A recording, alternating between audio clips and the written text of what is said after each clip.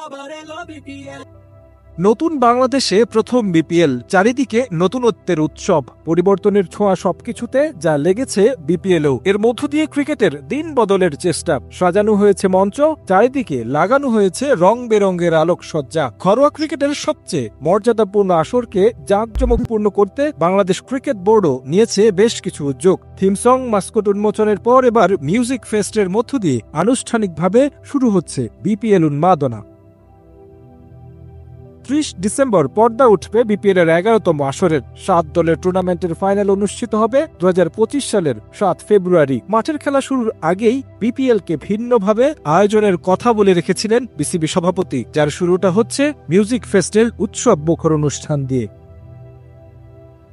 উপমহাদেশের প্রখ্যাত সঙ্গীত শিল্পী পাকিস্তানি রাহাত ফতেহ আলী খান মঞ্চ মাতাবেন হোম অফ ক্রিকেটের। সেই কনসার্টকে সফল করতে বিসিবির নিরলস পরিশ্রম। মিরপুরের শেরি বাংলা ক্রিকেট স্টেডিয়াম সাজানো হয়েছে রঙিন ভাবে। শেষ মুহূর্তে ধোয়া মোছার কাজ করছেন কর্মীরা। দর্শকদের বসার স্থান প্রস্তুত করা হয়েছে সঙ্গীত পরিবেশনের স্টেজও।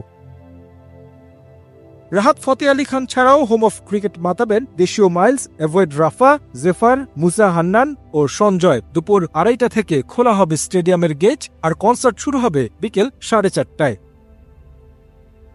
বিপিএল উন্মাদনা সবার মাঝে ছড়িয়ে দিতে কমানো হয়েছে টিকিটের মূল্য। প্লাটিনাম সর্বোচ্চ 8,000 টাকা, গোল্ড 6,000, সিলভার 4,000, গ্র্যান্ড স্ট্যান্ড 1500 এবং জুয়েল ও মোস্তাক স্ট্যান্ড 500 করে ধরা হয়েছে। মূল্য কমানোর পর এরই মধ্যে বিক্রি হয়ে গেছে সব টিকিট।